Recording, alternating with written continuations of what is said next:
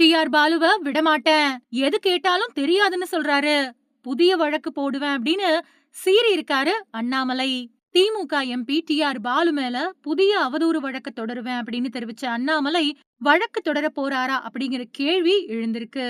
தமிழக பாஜக முன்னாள் தலைவர் அண்ணாமலை வெளியிட்ட திமுக ஃபைல்ஸ் அப்படிங்கிற குற்றச்சாட்டுல எனக்கு எதிரா பொய்யான கருத்துக்கள் தெரிவிக்கப்பட்டதா சொல்லி அவர் மேல திமுக பொருளாளரும் எம்பியுமான டி.ஆர். பாலு சைதாப்பேட்டை நீதிமன்றத்துல அவதூறு வழக்கு தொடர்ந்திருந்தாரு.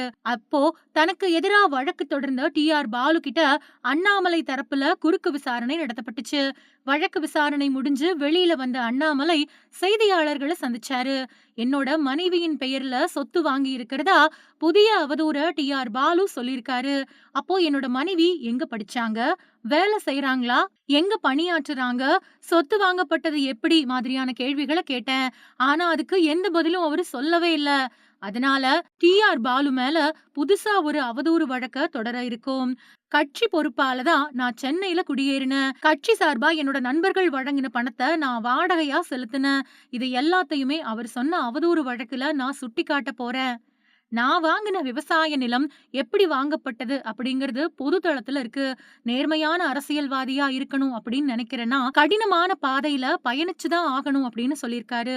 இந்த நிலையில அண்ணாமலை டி.ஆர். பாலு மேல வழக்கு தொடுப்பாரு அப்படின்னு சொல்லப்படுது. அண்ணாமலை வழக்கு தொடுக்கிற அளவுக்கு டி.ஆர். பாலு எந்த சூழல்ல அவர் மனைவி மேல அவதூறு குற்றச்சாட்டை முன் வச்சாரு அப்படிங்கறத பார்க்கலாம்.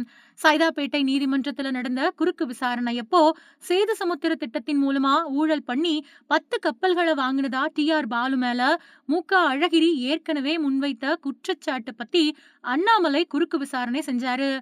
அண்ணாமலை, உங்க மேல ஊழல் குற்றச்சாட்டு காரணமா தான் 2009ல மத்திய அமைச்சர் பதவி கொடுக்கப்படல அப்படின்னு அழகிரி சொல்லியிருக்காரு. நீங்க கப்பல் வாங்கி இருக்கிறதா அழகிரி மட்டும் இல்ல, சுப்பிரமணியன் சுவாமி, ஜெயலலிதா மாதிரியானவங்களும் குற்றம் சாட்டியிருக்காங்க. அவங்க மேல ஏன் வழக்கு தொடரல? ஒரத்தநாடு பக்கத்துல இருக்கக்கூடிய வடசேரி கிராம மக்கள் ஒவ்வொரு வருஷமும் ஏப்ரல் 9 ஏன் கருப்பு தினமா அனுசரிக்கிறாங்கன்னு உங்களுக்கு தெரியுமா? டி.ஆர். பாலு, எனக்கு ஏன் அமைச்சர் பதவி தரல அப்படிங்கறத பத்தி அப்போதைய பிரதமர் மன்மோகன் சிங் கிட்ட தான் கேட்கணும். ஜெயலலிதாவோட அறியாமைய நான் பெருசா எடுத்துக்கல. வடசேரி கிராம மக்கள் கருப்பு தினம் அனுசரிக்கிறது பத்தி எனக்கு எதுவும் தெரியாது. அது நான் மட்டுமே சார்ந்த பிரச்சனை கிடையாது. நீங்க கூட 5 லட்சம் மதிப்புல கை கடிகாரம் போட்டுக்கிட்டு உங்க மனைவியோட பேர்ல சொத்துக்களை வாங்கி ஊழல் குற்றச்சாட்டுல ஈடுபட்டதால தான் உங்களோட மாநில தலைவர் பதவி பறிக்கப்பட்டதா சொல்லப்படுதே, அது உண்மையா அப்படின்னு கேட்டிருக்காரு.